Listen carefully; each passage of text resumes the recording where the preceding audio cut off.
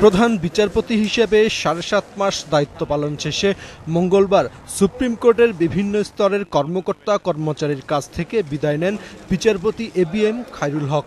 অন্যান্য সরকারি ছুটির দিনের মতো এদিনও তিনি অফিস করেন।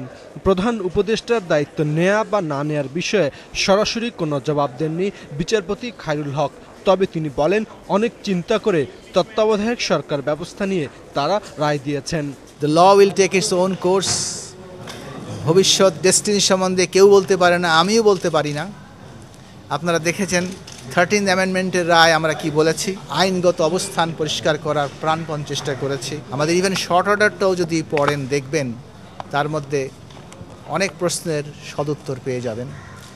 কে আপনার কেয়ারটেকার হেড হবেন না হবেন এটা ভবিষ্যতেই বলতে পারে। আমি সবসময় আল্লাহর উপর নির্ভর করি। I live in the present, I don't know about the future. সর্বরকম ইভেনচুয়ালিটি চিন্তা করে, দেশের সমস্যার কথা চিন্তা করে, দেশের বিরাজমান পরিস্থিতির কথা চিন্তা করে এবং on top of everything legality of the law চিন্তা করে আমরা রায় দিয়েছি।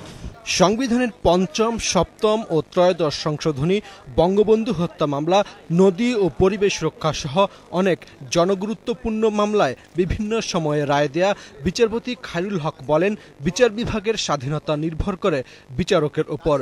আইনের মাধ্যমে মানুষকে উপকার করার চেষ্টা ছিল তার ১৩ বছরের বিচারক জীবনে। বিচারক নিজে যদি মানসিকভাবে স্বাধীন থাকেন, দুনিয়ার কেউ তাকে কখনো ইনফ্লুয়েন্স করবার চেষ্টা করতে পারে না। আমাদের বিচারকদের প্রথম জিনিসই না বলা শিখতে হয় এবং অনেক ক্ষেত্রেই আমরা আমাদের বন্ধু হারাই, আমাদের শরীর হারাই, রিলেশনসও হারাই এই না বলার জন্য। শুধু সংবিধানের কথা মুখে বললে হবে না, স্বাধীনতার কথা মুখে বললে হবে না, এই স্বাধীনতাকে হৃদয় ধারণ করতে হবে। এদিকে সুপ্রিম কোর্টের রেজিস্ট্রার আশরাফুল ইসলাম এক সংবাদ সম্মেলনে জানান, বিচারপতি খায়রুল হকের গতিশীল নেতৃত্বের কারণে গত ৭.৫ মাসে সুপ্রিম কোর্টে ৯২,০০০-এর বেশি মামলা নিষ্পত্তি হয়েছে।